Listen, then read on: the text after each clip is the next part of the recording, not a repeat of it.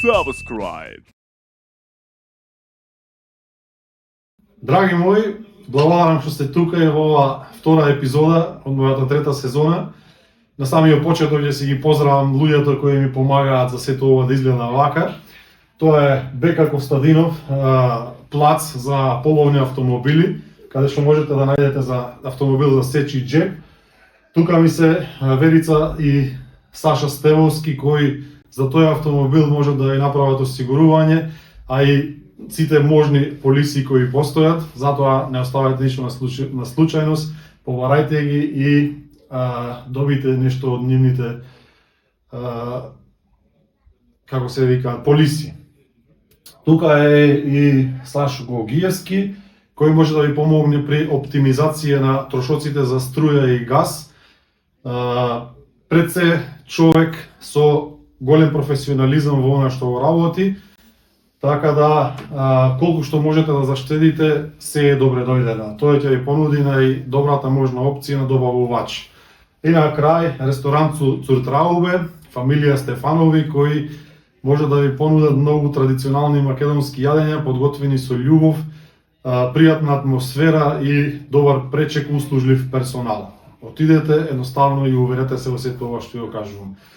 Денес мој гостин е Никол Чемицевски, од Битола, композитор, добро познат на македонската јавност, меѓутоа, како што и самиот кажа, некога малку повеќе композиторите се во позадина. Николче, многу зачести во Германија, да не ти треба случајно соба, имам издавам тука да ти биде поисплатливо така. Можеше да останам од минатата турнеја. Благодарам за поканата. Честитки за твојата емисија. Ти посакувам уште многу долго вака да ти трае и да се развиваш и па зашто да не утре други ден доди и на некоја телевизија сето тоа. А сме здрави и живи како ќе се одвива така по полека. Беше со Каролина Гочева, се видовме, се дружевме, сега со Next Time, исто 6 концерти. Да, во декември, крајот на ноември, декември бевме тука со Каролина, навистина 6 преубави концерти. Преубаво си поминавме од секој аспект и од страна на организаторите и вие како домаќини би рекол одлична организација, гостопримливост, грижа за нас. Ние како бенд и како артист Каролина исто така си поминавме преубаво, концертите што е најважно беа преубави. Не би можел да ме прашаш кој беше најдобар концерт, не можам да издвојам дека таму беше најдобар или ваму, но вистина секој концерт си беше посебно приказна и беа навистина преубави. Многу ни е мило, драго, затоа што мислам дека од тој тип многу се ретки тука концертите, од таков тип на концерти, нели, во Германија, па сега да не претерам, можеби беа едни од првите такви, баш по тој концепт. И тега нели, турнејава скоро на исти места ја повторуваме со Next Time, како што знам, како што предпоставувам и гледам по заинтересираноста дека ќе биде исто така убаво, преубаво, така да супер е тоа да прерасне и во традиција, што повеќе концерти и да се слуша нормално македонска музика. Да, тука сме ние за сето тоа да го презентираме и да шириме колку што можеме повеќе. Ете, спомнав во најавата вчера, сага да се сликам со тебе, па ми викаш, нас композиторите толку многу не. Зошто сметаш дека е така, а уствари вие најголемите добро, знам дека беше шала. Се шалам на таа тема дека ама ја играте дека пејачите се нели така реков звездите кои се нели медиумски најекспонирани, ние композиторите сме тие кои работат повеќе позади камерите. Не е секој така. Нормално, јавноста не знае тие што работи. А тоа може повеќе и од вас зависи, како? Па, генерално и по природа сега не сме такви кои премногу би се експонирале, меѓутоа се зависи и од ситуацијата. Нормално сега, јас кога имам одреден проект, кога работам, од друга страна настапувам и како изведувач. Правам своја музика, имам своји концерти, па тогаш сум во улога на изведувач и апсолутно почитувам медиуми, интервјуа, нормално за да го испромовираш нештото мораш да се појавиш некаде, не можеш само дома седење.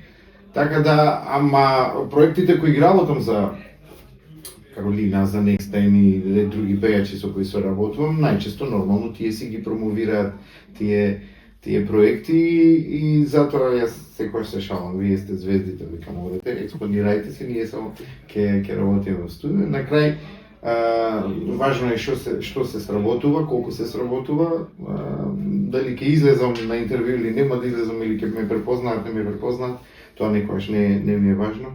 Важно ми е да се слуша таа музика. Јас го сметам како привилегија тоа што заедно и настапувам со бендот на Каролина и со Next Time и токму и со едните и со другите свириме многу мои песни кои сум ги работел за нив. И чувството кога свириш своја песна пред публика, имаш одличен фидбек од публиката и ја пее едногласно. Тоа е признанието. Тоа е признанието и тоа е најголемото задоволство што не се мери апсолутно со ништо на светот и затоа викам, јас секогаш се трудам и камо да има што повеќе такви песни кои ќе допрат до што поголем број на публиката и тоа ќе сум најсреќен. Не мора воопшто да излегувам на телевизија. Те пратам на концертите кога ги свириш тие што си прекомпонирал песни или што си ги компонирал, даваш многу енергија, ги доживуваш, се гледа тоа кај тебе, да почувствуваш и излегло од тебе. Апсолутно, многу е важно како изведуваш кога излезеш пред публика, пренесеш една позитивна енергија, било тоа да биде пееш дали инструменталист и колку повеќе го чувствуваш тоа што го свириш и се соживуваш, толку повеќе го чувствува публиката. Нормално постојат секакви видови на изведувачи, некои го прават тоа механички, ќе излези како компјутер, како робот, бере ќе свири перфектно се ги работи, меѓутоа нема многу емоции. Јас не сум од тие, сум од овие поемотивните кои апсолутно го уживам секој момент додека свирам, давам секогаш нешто ново и гледам да се конектирам со публиката и да публиката да ја препозна и таа позитивна реакција, затоа што концерт е концерт, секој доаѓа да си помине убаво и да почувствува една поинаква енергија која ќе ја памети долго. Кажа, соработуваш со Каролина, со Next Time, своји проекти правиш, но меѓутоа имаш и многу други. Во текот на годините, јас веќе 20 на години сум активен како композитор. Генерално скоро со целата естрада имам соработувано, генерално значи, почувајќи од Наум Петерски, на кој му го направив албумот Оди звездо, со таа песна Моја не е никој.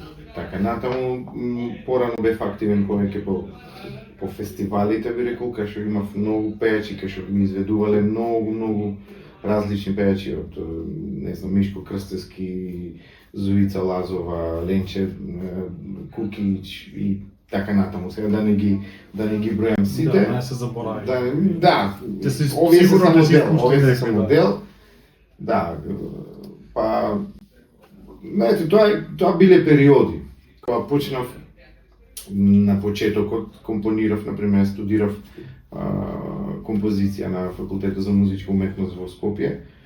Во тој период компонирав само сериозна музика, затоа што така беше насоката и изучував сериозната музика. После тоа бев во некоја фаза поп фаза, па после лево фолк фаза, па после тоа во етно фаза некоја, па нели ова сега последното е некој етно, тип на етно со филмска музика, така да тоа се фази некој во мојата музичка кариера, каде што како да јас гледам секогаш да правам она што мислам дека најдобро можам да го правам. Точно знам кај можам да дадам максимум, а кај можам да експериментирам во наводници, нели? И секогаш гледам да одговорам во тоа поле кај што сум најдобар, според мене. Значи не би можел да издвоиш во кој сегмент се наоѓаш повеќе, уживаш повеќе во етно или во поп или... Па последните години, последните 10 години, 2014 го извадовме албумот Македонско девојче 2 со Каролина. Хитови Две лири, Чалгиска, Вези. Скоро сите. Да, скоро сите. Значи тоа е некој етнофазон, фактички тоа е некоја современа македонска музика, современен новинар така го дефинираше, современа македонска музика, значи која се темели врз традицијата, врз нашата, би рекол, староградска песна, затоа што тие песни подсетуваат на староградските старите песни, меѓутоа спакувани во некој етно music world music се вика тоа, нели? Фазон кај што има малку джез, малку рок, малку поп, така да една комбинација на вистина која со тој албум се направи и препознатливо и би рекол еден стил кој го изградив и кој бев и сум препознатлив во таков правец. Во исто време почнавме со обработките со Next Time, ѓурѓа, шумите и една по друга. Тоа е па сосема друг фазон, тоа е некоја така по-оркестрална музика која наликува на филмска музика со многу елементи баш од филмската музика. И тоа е некој world music фазон, каде што е универзален јазик, каде што насекаде во светот можат да го препознаат како музика, а при тоа обработува наши стари теми во ново руво. Така да, веројатно во тој етнофазон филмски и така натаму сум уште и некако така се чувствувам комотно и мислам дека уште можам да дадам се со цел за подигнување на нивото воопшто на македонската музика колку можам да допринесам, а со обработките пак идејата е секогаш тие стари песни подзаборавени да го видат повторно светлото на денот. Сега тоа е некако повеќе модерно. Да, па добро, сега тоа модерно, тоа се фази, иначе модерно е од многу одамна. Земи ние Лепи Сол, уште 80-тите таму имаат обработки кои денес се познати на Учиме мајко, карај ме, така натаму, па Синтезис, па Даутовски и еден куп други кои нели своевремено го правеле тоа обработки на стари теми, меѓутоа секој на свој начин, секој во свое време. Тие дале дел од тоа време кое го живееле, ние даваме сега некоја специфика на ова време, ние кое сега го живееме, па ова ќе биде старо после 20 години за некои други генерации, ќе кажат дека ова на времето како го правеле, не? И така и тргнавме ние со Next Time од таму да ги доближиме песните кон младата публика и навистина некако последните години не само со Next Time, него стана некој тренд на обработки. Сега нормално кога се прават многу обработки, нормално некој ме прашува дали е добро, дали е лошо, викам јас легитимно е секој да проба да направи, нема тука забрана. Она што е добро ќе остане, она што е лошо ќе се заборави, тоа ќе се испромовира ден, два, три, после тоа никој нема да го слуша, ама она што е добро ќе остане, така да времето е секогаш најголем судија на нештото, дали е добро, дали не е добро. Впрочем и за целата таа музика, ако биле добри песните, Две лири и Чалгиска или Кој да ми запее, останале и после 10 години се е како вчера да извади. Она што не било добро, поминува за минус. Дали правиш некаква селекција на кој ќе компонираш или да некој е спремен да плати? Па не го гледам баш така. Тоа спремен да плати денес може секој да се спреми и да плати, не е тоа проблем. Спремен. Не, дали бираш сега со овој сакам да работам со овој, не сакам. Бирам. Сум внимателен во тоа, затоа што секогаш гледам да има одреден потенцијал. Значи, ако е тоа докажан пејач во ред, го знаеме потенцијалот. Ако не е докажан, има многу млади кои сакаат да работат и со кои работам, би рекол, меѓутоа морам да проценам јас дали има добар потенцијал, дали може нештото да го донеси на ниво каков му е планот маркетиншки, дали ќе вложи во видеоспот и колку има услови нештото да биде на високо ниво, затоа што сепак на крај јас ќе се потпишам таму како композитор и продуцент и баш внимателно бирам внимателно за тоа како ќе биде и нормално советувам секогаш она што јас го знам. Инаку човек не може да сработи се што нели сега колку луѓе ќе побараат, па се ти на сите и да им одговориш и да им направиш, не е можно тоа, ниту физички, па не е ниту добро. Сега нели, пак ќе речам во одредени фази во животот различен пристап имаш кон тоа, можеби кога сум бил на почеток гледаш што повеќе да работиш, меѓутоа со текот на годините некако одбираш што да сработиш. Јас викам и 5 песни да се 5 ствари во годината да се направат подобро, ама да бидат тоа како треба и да допрат до публиката и маркетиншки и со вистински изведувач, отколку да направиш 50 со Квантитет. Да, апсолутно. Не се само парите во прашање, парите како пари кај нас не се тоа милионски суми, пак сега не знам што. Многу да ти променат во животот. Да променат во животот, така да апсолутно гледам да бирам. Јас те знам и те познавам порано, мислам дека Фонтана се викаше групата, така како Мониката, работевте на свадби, на сите такви работи. Прашањето ми е дали имаше повеќе пари тогаш со хармониката помеѓу народот за бакшиш или сега или пак ти ми одговориш не е пресудно. Општо мислиш тој период со Да. Општо тој начин на работа и сега. Не. Различни начини се на работа, различни начини, свирки се свирки, легитимно е да одиш да свириш. Не работиш веќе. Пошто не.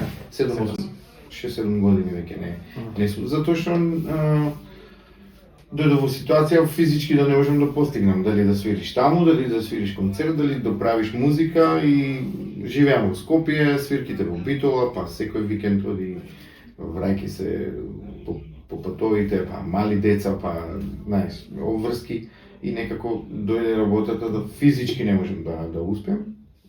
Вака сум многу поорганизиран општо со животот, имам време и да сработам тоа што треба и поголеми проекти, да свирам на концерти, па и да се одморам и да поминам време со моите најблиски, со фамилијата, а тогаш имав чувство веќе последните години дека само трчам некаде, само возам како некој робот, а при тоа не го чувствував тоа. Не успеав, нема време да го почувствувам и да тоа задоволство на работата. А инаку се е легитимно. Некој одбрал пат така да работи, некој на овој начин. Важно е човек да функционира, нели? Да функционира и нормално сега да може да функционираш така. На крајот денот работиме за да обстоиме, за да како и секој човек на плата. Јас живеам за музиката и живеам од музиката, така да. Тоа е тоа. На кој начин, како ја црпиш инспирацијата, како се мотивираш, како дали имаш некој ритуал пред да твориш нешто или Па немам некој посебен ритуал. Знаете како, тоа е некако поврзано секогаш со секојдневието, со она што моментално го имаш, среќен си, не си среќен и така натаму. Се сметам за, би рекол, среќен човек што, имам прекрасна сопруга, 2 ќерки и целата моја фамилија што имам и имам поддршка од сите а инспирацијата е секогаш голема да направам нешто убаво, нешто подобро од тоа претходното што сум го правил и секогаш што мислите дека ова што го правам треба да направи што поголема група на луѓе среќни кога ќе го слушнат нештото и апсолутно тоа ми е една од најголемите инспирации, значи се инспирирам од музиката. Немам некој посебен ритуал или не знам сега треба да излезам во природа или треба да одидам таму или треба ова или треба да гледам па да почнам да компонирам. Не го гледам така, освен кога има наменски, кога сум работел на филмска музика, на театарска, на музика за документарци кои сум правил во текот на годините, тогаш е тоа веќе наменски. За да направиш музика на филмот мораш да имаш сценариото или да ги имаш сцените, па тогаш се мотивираш од тоа. Или театарска музика сум работел, па одиш на безброј проби, ја гледаш представата, па врз тоа ја доловуваш емоцијата на музиката ја правиш. Тоа е една работа, а кога правам музика или да направам песна или да направам композиција моја инструментално за себе, апсолутно секогаш се мотивирам од самата музика и од тоа што сум претходно направил. Ја спомна сопругата сега малку. Да. Што ме заинтересира во неформален разговор ми кажа дека поврзано со Америка, растена сопругата во Америка или родена во Америка? Америка. Родена е во Битола, ама како многу мала беше. Така, значи живеена во малку поразлична култура, во малку поразлична средина, пошто јас имам таква сопруга и ме интересира што те кажеш како наоѓате заеднички јазик во однос на тоа што, како што кажав, растена во друга околина. Има малку нешто тука. Па, така, мојата сопруга е човек кој си ја сака татковината од мала, иако поминат повеќе од 20 години во Америка, таму заврши и основно, и средно, и факултет, и скоро цело друштво и се нели кои се луѓе кои со кои растела, живеела и се во Америка, сестра и исто во Америка и така натаму. Да, имало одредени работи многу пати вака во неформални разговори кога ќе се споредуваат што во Америка како е во Македонија, меѓутоа па не беше ништо непознато затоа што таа многу често си доаѓаше Сепак си е секој лето. Да, и била и ден денес е човек која си ја сака татковината и апсолутно кога имаш таква љубов кон татковината, ќе прифатиш таква каква што е и со сите убавини и со сите мани нормално. Па и никаде не е идеално, па ту во Америка е идеално дека е Холивуд и се е како на филм, па или па во Германија, нели сите сме свесни. Сега човек кај да се најди да живее, треба да знае да се носи со тоа што го има.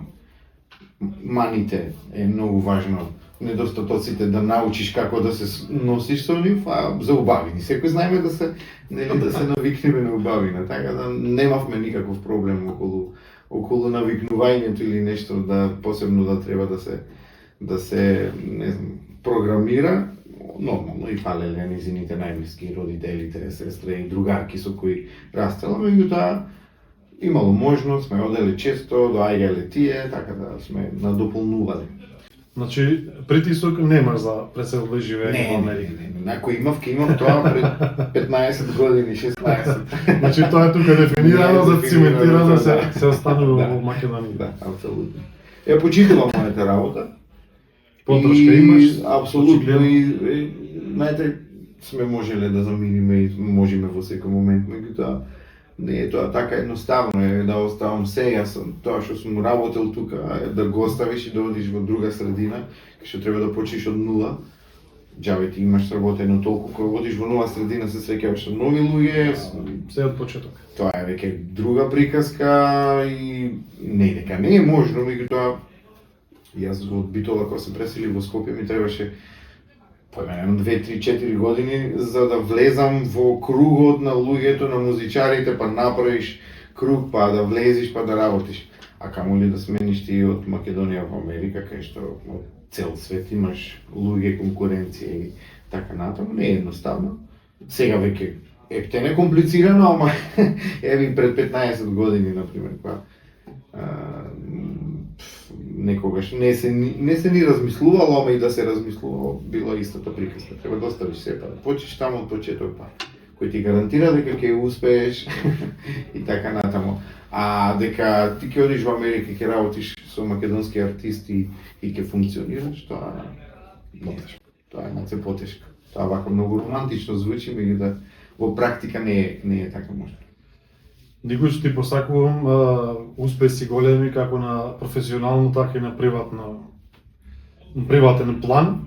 Благодарам. Ти благодарам што одвои време, вака што ми испочитува дојде тука да снимиме. Ова интервју го договоривме што декември месец. Со Каролина. Да, и реков тогаш немаше можност. Не, тогаш поинаку. Беше малку поинаку, да, и рековме прво гледање напролет, усвари уште сме зима, како да е, значи после 2 месеци и еве го исполнивме. Се надевам дека ќе имаме пак прилика да правиме. Па како што да работи, јас мислам дека ќе ти треба и станте. Па и во наредни ќе се фалиме малку и за некои одредени проекти. Има многу муабети, ама сега да не бидиме па премногу долги и досадни на публиката. Ќе оставиме сега следно интервју само за проекти. Ќе оставиме. Да. Фала ти ушеднаш, фала и вас. Слушајте македонска музика, поддржувајте македонски артисти и останете во добро расположение.